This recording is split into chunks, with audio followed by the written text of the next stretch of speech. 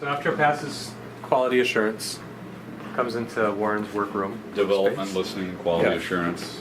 So here, Warren, you can explain it better than I can, what you do. This is Warren Gill. He is in charge of Sonic development. sonic Sonic development. development and new product quality control to make sure everything that leaves here is as good as the next product. After it's measured, you listen to it. Listen to it, check the functionality, make sure it falls within a very narrow window Right. of sonic performance. If it doesn't sound like I want to take it home, it doesn't leave the plant. All right. We have a reference 150 SE we use as our baseline amp in here for everyday use, where we test reference preamps and phono stages and all the other products. And then over further here, we have a reference 6 as our preamplifier. We use as the baseline in the room as our reference. And we have a CD6 CD player and a vintage VPI Yeah. turntable. TNT. TNT. This is the. I owned one of these just like this, and it's got the 3 pulleys. It's a very sweet sounding table. Yep. Very dynamic. Good. The flywheel and It doesn't have that thin, hard acrylic tonal balance. It has a very natural, even tonal balance. And we have a Grado statement cartridge on there, Okay. which is about 0.5 millivolt output. And what vintage is that cartridge? Oh, that's running on probably 6 years old. It runs perfectly. Yeah. Never had a hiccup or a flaw. Very sweet and Never vomited. Nothing. No. No. super great in the mid-range. Yeah. That's where it's super great. Yeah. In my opinion. Yeah, That's its. it's effortless strong on suit. vocals. And currently we have the Magnapan 20.7s in here as our everyday listening speaker. A very high resolution, fast, dynamic, great depth in the room, and an assortment of RPG diffusers. Yep.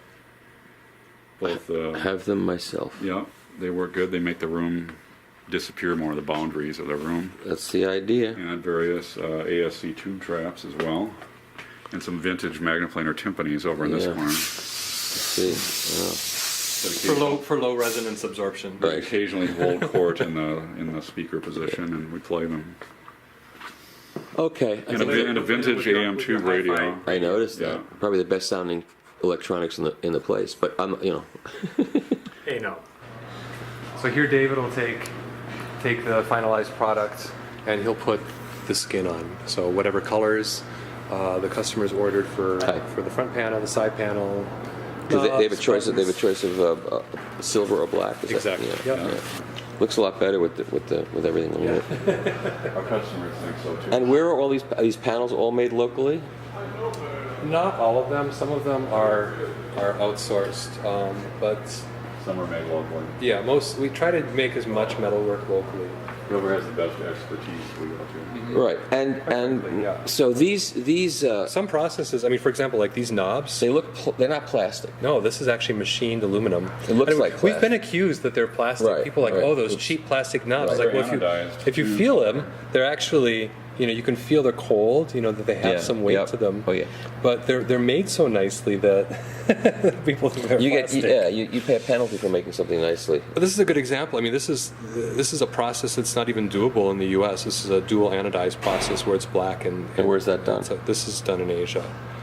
Can't do it here because the skill set or the machining or the We can't find a EPA? supplier that does dual color anodizing. So now when the design team at Sonus came up with this kind of look, right. you then have to go and execute it. It's Right. It's like they say to you, here's what we came up with. No, they're very adept at sourcing vendors to work with. Oh really? So it's not, they don't just say, here's a nice looking thing, you take it No, and they, make they it. have accumulated knowledge in developing, Sonus Faber products, Right. products they design, and so they have a list of key vendors they work with and tend to work with that have been shown to Yeah, I mean, because we get some give parts. happy results. For example, Oh, that's great. some parts come from Italy. Some of the little metal parts. Those are the ones that taste good. The badges, some of the badges do. Yeah, I see. That's interesting. Again, 'Cause we you try think to- it was just a matter of, well, here's a nice looking thing that you figure it out. Right. Yeah. Well, I mean, it's a combination of things. It's sourcing the appropriate skill set, like I say with this knob, sourcing the ability to finish it like we want, and also maintain a cost structure. You know, the thing about metalwork is it doesn't directly affect the sound quality, right? So, you know, we could theoretically spend $1,000 just on, you know, these panels or what have you for the chassis. Yeah. To real no sonic benefit. So it becomes this balancing act. But you know? people who spend the kind of money that these things cost want something that has a certain aesthetic. Right. Well, exactly. And we're trying to give it a newer aesthetic, you know, Right. keeping in mind the old look of audio. I like the look. And in the case of the side panels where the transformers are bolted directly, there is a sonic benefit. It acts as a massive kinetic energy sink. So you don't get a buzz. No, Yeah. it deadens the vibrations. Yeah. Plus, it looks good. Yeah, it does looks great. And you don't see any screws because it's screwed in from behind. How does that work? They're hidden See the little tabs screws? in Yeah. from behind. I see. I like the color of those caps. They're so beautiful. Those are proprietary. It's a shame that they have to be hidden. So, and you'll notice too. So those. Well, the cover is the standard color is a clear acrylic cover, so they really aren't hidden. So this is the phono stage actually, right? Right. So, Oh. and you'll notice that the gold caps in there are different than the gold caps in the Ref 6. So Yeah. and you'll find, you know, if you look at another product, the caps are different yet again. So, you know, we do a lot of proprietary parts that are actually not just specific to audio research, but specific to a given product. Right. You know, which is And we work with the vendors to develop the product, the Sonics, Yeah. with them. And, so it's And a you're custom heavily part. involved in that too. I so you've seen am, I am the one that's involved, in the He's the design one of the that does it, capacitors, of voicing them with Yeah. the So vendor. so that must be a particularly onerous task. You're sitting and listening to capacitors. Well- It can't be fun. Sometimes they're a joy and sometimes they're a pain. Yeah. Yeah. But they eventually end up being a joy. Yeah. That's where Yeah. they have to end up. Yeah, I visited one place where the guy it was a very simple amplifier, and he just changed one capacitor. And it was like, get out of here. right. And sometimes we have several vendors vying for the same part Sure. for our business, and Yep. we see who comes up with the best parts. Yep. Okay, Okay, what's next? Yeah. So basically, after this process, you know, And those are all panels up there. right. Those are all just different panels. Yeah. Yep. All in styrene sleeve. After that, then basically just moves on to shipping, gets boxed up and sent out. So these are amplifiers ready to go. Right. These are 150s. It's the GS 150, yeah. Yeah, see, I'm getting familiarity with. And this ugly rubber surround is put on here just for protection purposes. Sure. Does So, it get shipped that way or no? no, it doesn't. No, It's just for here. It's just for here. So As they it, get boxed, as it moves through the factory. so they don't get nicked. So yeah, so we keep a small backstock of product, but That's unboxed as well. Yeah, as it's some that's unboxed. boxed. so that it can. And here are Ref 250s without Have you ever done covers a on. personality profile of your customers to see which ones buy the black faceplates and which ones buy the silver ones? Is there a particular? No, but you know, regionally, I would say regionally, Yeah, how does that work? Austria and Germany, for the most part, order black front panels. no, Germany's silver. I see German orders that are black, but Really? Austrian orders almost, I would say, yeah. almost always black. Let's not fight over this. No, And then Poland is also majority black panels. Yeah. But then like Scandinavia is all natural colored, so all the silver panels. now, what is that amplifier right there? That's the 750 monoblock. So that's our biggest amplifier. Yeah, that is big. Yeah. Yeah, there are only 2 people in the factory that are permitted to build those. Well, And we actually, so what do those sell for? there's 60,000 a pair. 60,000 a pair? Yeah. And we actually build those on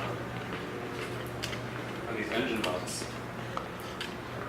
Wow. So the amplifier gets bolted, the bottom of it gets bolted to this, because it's 3 layers. It really helps if they're able to kind of twist and turn Sure. the amplifier Oh, as, yeah. they're putting it together. So yeah, this is actually they move their way through that whole process, bolted to one of these carts as opposed to the standard. And this is where the transformers get. Right. So we take the transformers in here, we clean them up a little bit, everything, spray paint them, and just get them. Try to they're not beautiful, even here, but they're a lot better looking than Yeah, that looks than raw. like it was ship salvage. Yeah, exactly. You know, from underwater. They're just not a pretty These were device. taken from the Titanic, and I know they don't look good, but they don't make these anymore. And the Titanic had a lot of them, so we used them. Yeah, that kind of thing. That's another item too that's typically proprietary per product. Yep.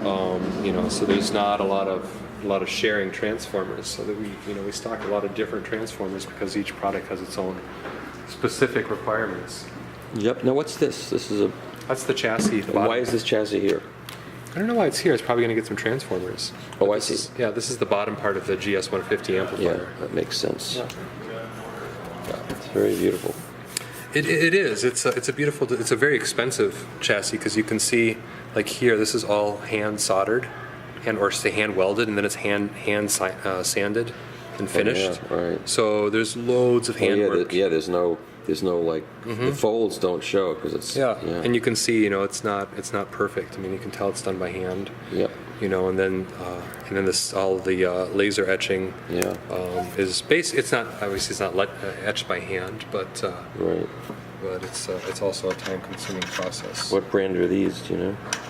Are these made for you? Warren can answer that question because again, that's a process that he will go through when Listening to he listens I to know binding posts. Binding posts. Yeah. I know. That I've heard. Yeah. Not difficult to hear. Yeah. Okay. Yeah. So then basically after David panels What's in here? I'm going to take you there in just a second. Oh, sorry. No, that's okay. I was just going to say, basically it goes from here and then it goes down there into shipping where you see all the boxes. Right. And it gets boxed and sent out of the... And what's happening here? Well, So this is service. oh, service. Yeah, this is the service department. So we service anything we've ever built. Chris, this is Chris, our lead Remember service Michael? tech. Hi, Chris. Yeah. How are you? Nice to see you again. I Nice to haven't see seen you you. in a number of A years. long time. Yeah. Very long time. Love your column. Thank you. Keep the vinyl spinning, You man. bet. You bet. Vinyl, number one. You bet. Awesome. You can see a bunch of sample boards up there, like we saw up front.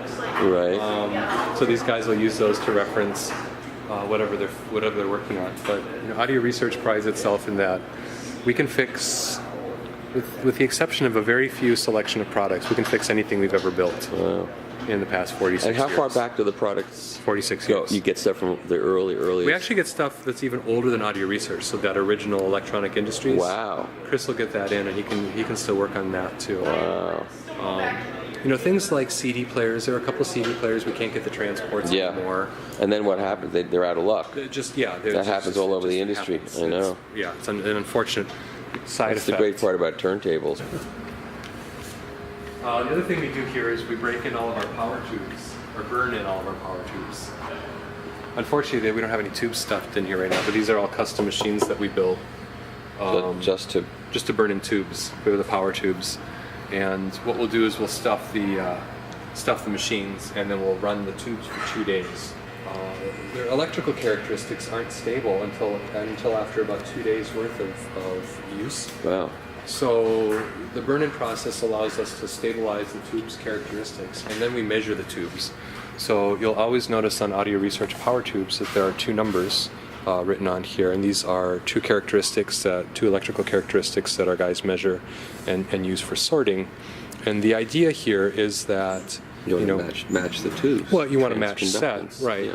But also too, from a serviceability, longevity standpoint, if all the tubes have similar characteristics and they're not, one tube isn't working harder than the rest, and Sure, that all makes sense. yeah, and also too, I mean, they do have different sonic characteristics, Yep. and Warren will choose which tubes go into which products. For example, like these tubes might sound better in one amplifier, whereas these tubes will sound better in another, and he'll make those determinations. Wow, that's a lot of work. It is a lot of work. I thought he sort of sits around and listens to music all day, and that's the end of the job.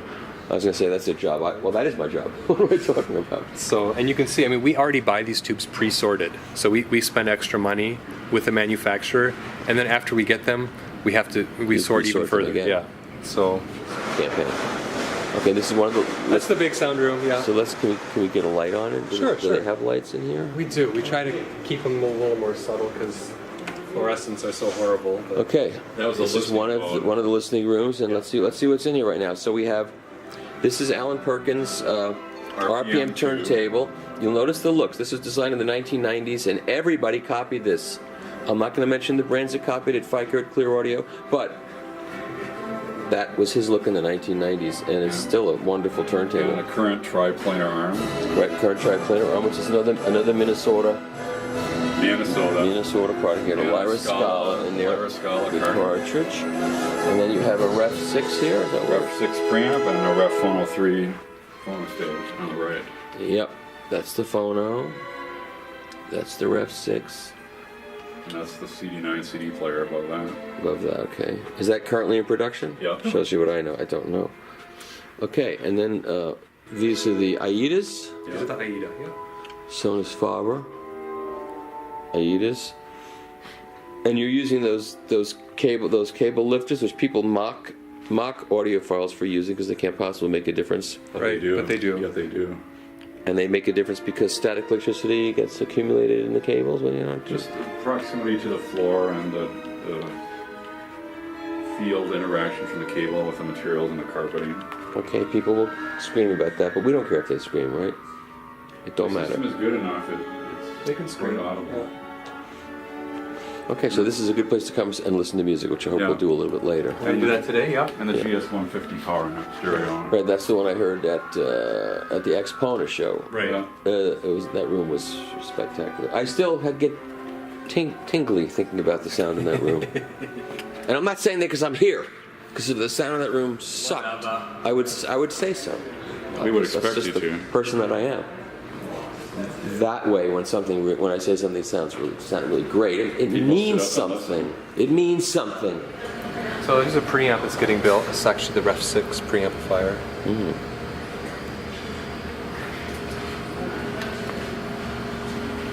So what they'll do is they'll get the order in, and she'll grab a chassis, and then go over there to the board. So you don't keep inventory per se. We do keep some. Some, but Yeah. for the most part, if someone orders something, then you build to order.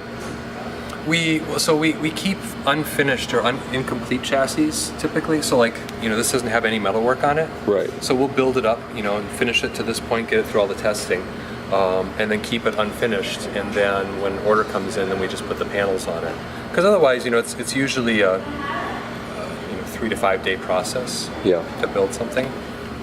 Wow. And that's it's like a just- whole week to build a piece. That's essentially. Right. Well, again, just what we went through over there. You consider the whole board process. Oh yeah. At least It doesn't surprise me at all. that's a day, right? Yeah. And then, this is pretty quick, this assembly process here, but then it goes to the quality assurance guys, which we'll get to in a minute. And then after that it goes to the listening test and et cetera, et cetera. Since we're here at service, let me bring you over to another space. This room is an accountant's nightmare. Because these are all parts for products we don't make anymore. Wow. So we keep a stock of parts, everything you can see from transformers and circuit boards, the front panels, chassis parts, Wow. and then individual components, so that when we do get a 30-year-old piece of equipment in here, we've got the things to fix it. These are things that people do not consider. No, and that's D120. Now that's old. That's why I say this is an accountant's nightmare. Sure. Because this room mostly just sits here. Look at And this. all this inventory, which they hate. They hate stagnant inventory, but Yeah, but But that's. it's it's for our customers. So now, what are you working on here? This one. This is a. Well, this is a Ref 250 SE. We actually have a two-step final quality control. Basically, the QA this is department. new. This is new. This is a brand new This is new. product going out to a customer. The QA department does their full checkout. Warren listens to it. They panel it, and then basically I check everything again and do a full second QA checkout to make sure that nothing was missed. It's just a two-step process that we've instituted to try to give the customer the very best possible product we Right. can. Okay, so That's inventory there for all the current products. current product, So, current product inventory. Current circuitry, Okay. all the metalwork and stuff. And like I said, back here is mainly just storage and shipping. And we source everything as locally as possible. That makes sense. I mean, well, I think it's part of what people are buying with our brand. They're not buying a $50 widget. Right. This is an investment, hopefully a long-term investment. And you tell people to keep their boxes. Yes, we do. I save every box. Yeah. And these people just don't appreciate what it takes to do all of this. Right. It just seems like it's a finished product. There it is. Yeah. Okay. Are these all empty too? These are all empty. These are actually finished product, but they're not sealed up so that if so what we do is we keep a minimal stock of paneled finished product at certain voltages. But Right. for example, if we have a 230 available and an order comes in for a 120, we can just pull it out of Right. the box. change the voltage. Refono. Yeah. Very optimistic about selling phono preamps. As a You Rev 6 probably is here. are. Yeah. We sell a lot of phono preamplifiers. I'm sure. We really do. It's happening, baby. It is. Okay, why don't you tell everybody who you are? Hi, I'm Livio Cucuzza. I'm the director of design for the WOM group. The whole WOM group. Okay. Well, we have WOM feelings towards you then. So let's go in here and see what. Oh, this is So it's. Where is it? You gotta go through Warren's. Oh, we have to go through Warren first, right? Sorry, Warren, we're going to the archive room. Good. I used to think your love was something. Where do we go? Here, right here. Oh, that's what I thought. I was just moving the cart. This was the first place that I visited when I arrived here in Audio Research 2 years ago, and for me it was like a dream come true, because I was always a big fan of Audio Research. My father has a shop when I was a child, and so I grew up surrounded by Audio Research gears. And of course, when we started to work together on the new products, I took inspiration from some of these beauties. The first product that I really used to create the inspiration behind the new product was the SP1. In fact, you can see that some of the elements of this product are reinterpreted in the new line of amplifiers. the knobs particularly. Yeah, the knobs in particular, the black window that now we are using for the display, Right. and the tube canyon was introduced in the GS. I love that expression, the tube canyon. Yeah. It's very colorful. Yeah. You could call it Tube Valley. Like Death Valley. You get stuck in Tube Valley and never come out. Okay. Yeah, so you can see that everything starts here from Audio Research, and everything restarted here for the new GS line, and now for the new reference line. So this was the main inspiration for the preamplifiers. The other inspiration came from the really famous D79. Yep. So we used the 3 meters. 3 meters as Audio Research done in the past. You just integrated the meters a little more cleanly into the look. And Yes, get rid of we the tried colors. to create a match between this philosophy and a more modern and clean design. Right. Another things that I really loved from the past of Audio Research was the use of flat chassis that expose the tubes, but also say to the customer a lot of details about the technology used inside. So I love this way to put all the technical parts exposed to the amplifier, because it's something that tells what there is inside. The test points and Yeah. all the other. Yeah. Okay. So our mission was to recreate this sort of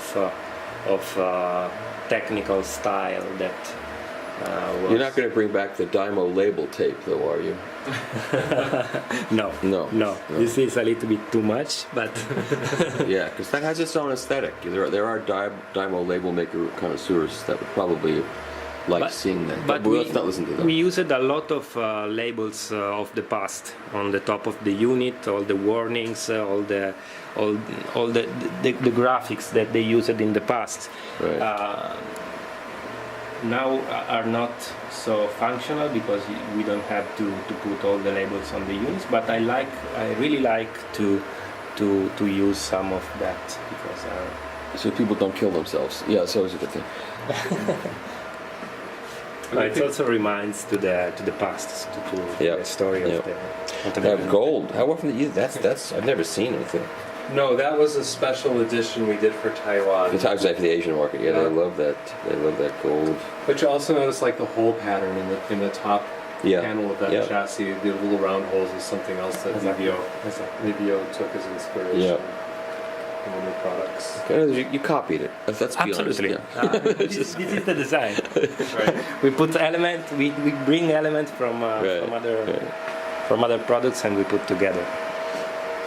Wow. And then you'll see some other things in here too. I mean, for example, I can't really see it well, but that up there, Is that a studio board? that's a studio board. It's custom made by Bill. Here's another one back here Yeah, I noticed that. on top of yeah. that one. And you'll notice that that one's also branded Electronic Industries Yeah, as opposed yeah. to Audio Research. So, you know, a number of these little guys. Is that for a radio station, I assume? Exactly. You know, this is an old Electronic Industries product. And even, you know, I think you got up in that top left corner over there, the S up here. So that's actually, those are the same products, but that's right after Bill started Audio Research. He was actually dual branding both see. Electronic Yeah, Industries and Audio Research Yeah, components for at least a year or two, I believe, until he stopped doing that. Mm-hmm.